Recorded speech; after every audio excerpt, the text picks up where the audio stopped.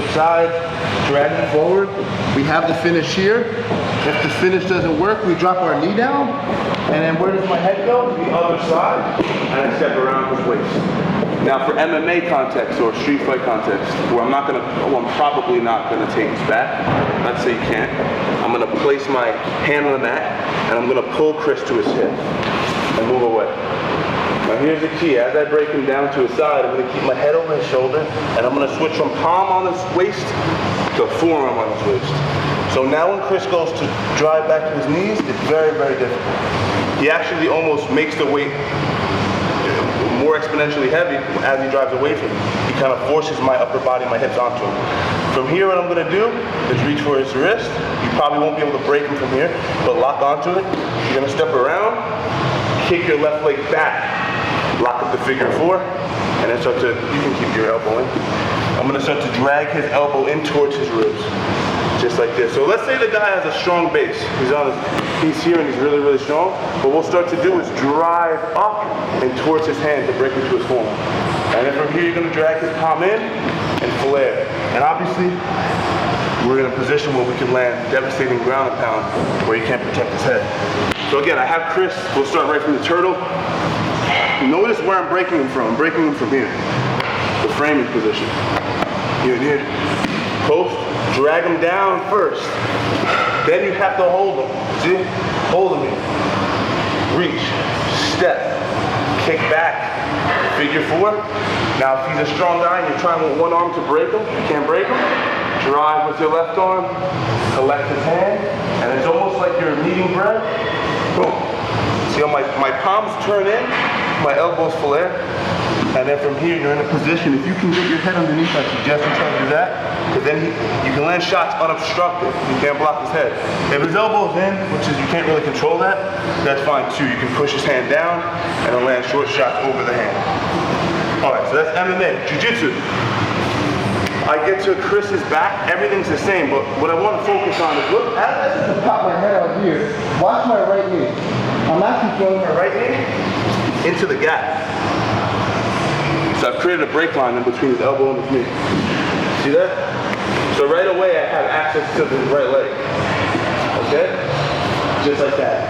Now what I want to do, what I focus on, is keeping control of the far shoulder or far wrist, depending on how long he is. Shoulder does well, sometimes you can go for the wrist. Now I'm going to start to lean to my side, here and here.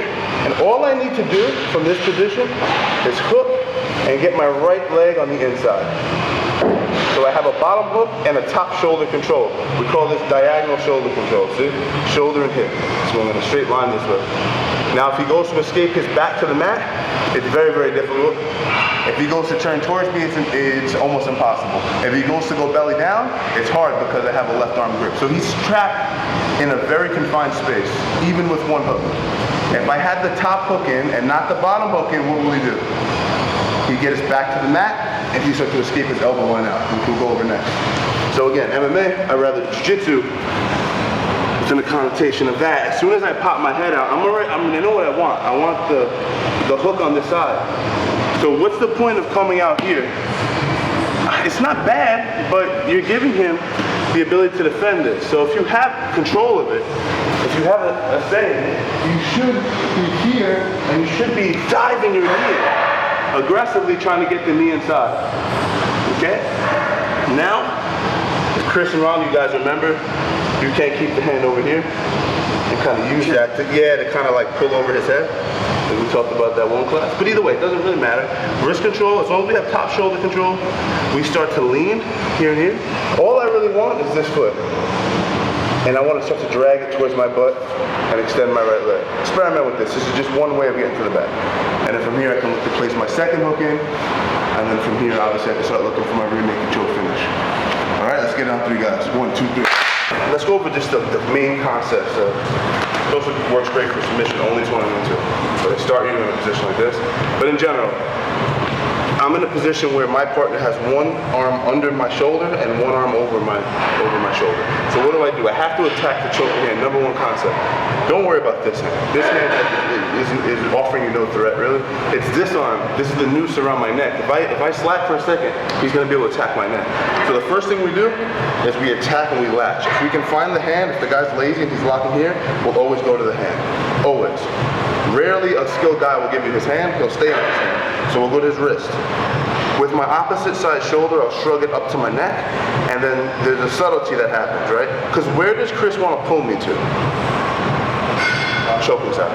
He wants to pull me this side, 100%. So if we are in this neutral position, by chance, we have to have a strategy.